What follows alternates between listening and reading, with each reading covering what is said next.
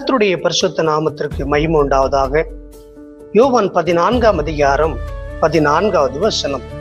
என் நாமத்தினாலே நீங்கள் எதை கேட்டாலும் அதை நான் செய்வேன்.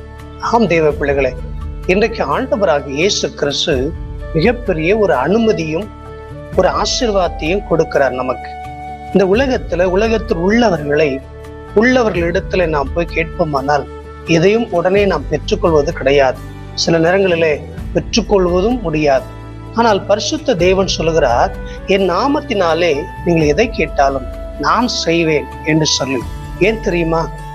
யோவான் 1:12 சொல்லப்பட்டிருக்கிறது, அவருடைய நாமத்தின் மேல் விசுவாசம் உள்ளவர்களாய் அவரை ஏற்றுக்கொண்டவர்கள் எத்தனை பேர்களோ அத்தனை பேரும் தேவனுடைய பிள்ளைகளாகும்படி உங்களுக்கு அதிகாரம் கொடுத்திருக்கிறார். நீங்களும் நானும் தேவனுடைய பிள்ளைகள் என்கிற ஒரு அதிகாரத்தை கர்த்தர் நமக்கு கொடுத்ததுனால, அப்பா பிதாவே என்று சொல்லுகிற ஒரு புத்திர சுவீகாரத்தை நம்ம கொடுத்ததுனால, தகப்பனை போல தகப்பனாகவும் தெய்வமாகவும் இருக்கிற ஆண்டவராக இயேசு கிறிஸ்து சொல்லுகிறார், மகனே மகளே, நீ என் நாமத்தினாலே எதை கேட்டாலும் நான் அதை செய்வேன் என்று சொல்லி. ஆம் தேவ பிள்ளைகளே, இன்றைக்கு நீங்கள் கேட்கிற எல்லா காரியத்தையும் ஆண்டவராக இயேசு கிறிஸ்துவின் நாமத்தினால கேளுங்கள். உம்முடைய நாமத்தினால எனக்கு வேணும் ஆண்டவரே, உம்முடைய நாமத்தினால இதை எனக்கு செய்யுங்க ஆண்டவரே என்று சொல்லி இயேசுவின் நாமத்தினாலே கேளுங்கள்.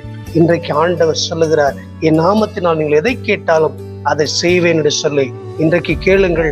இயேசுவின் நாமத்தினாலே கர்த்தர் அதை செய்வாராக. ஆண்டவர் உங்களுக்கும் எனக்கும் நன்மை செய்வாராக. இயேசுவின் நாமத்தை நோக்கி கூப்பிடுங்கள், இயேசுவின் நாமத்தினாலே செய்யுங்கள். இயேசு கிறிஸ்துவின் நாமம் உங்களுக்கும் எனக்கும் இன்றைக்கு ஒரு பெரிய பலத்த அற்புதங்களையும் அடையாளங்களையும் செய்து நம்மை ஆசீர்வதிப்பாராக. God bless you. Amen.